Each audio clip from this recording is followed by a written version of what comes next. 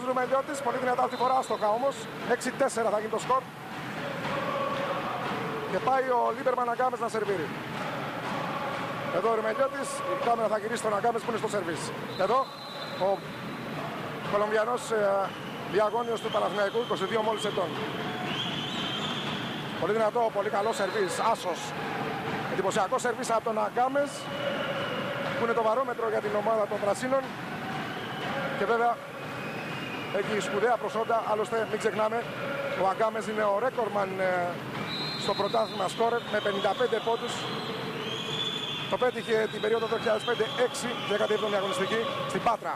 Εδώ δεύτερο συνεχόμενος άσος από τον Αγκάμες που πανηγυρίζει έξαλα, 6-6. Ξανά εδώ ο Αγκάμες που πυροβολεί από το σερβίς, δεν μπορεί ο Παπαδημητρίου. Συνεχίζει βέβαια ο Αγκάμες.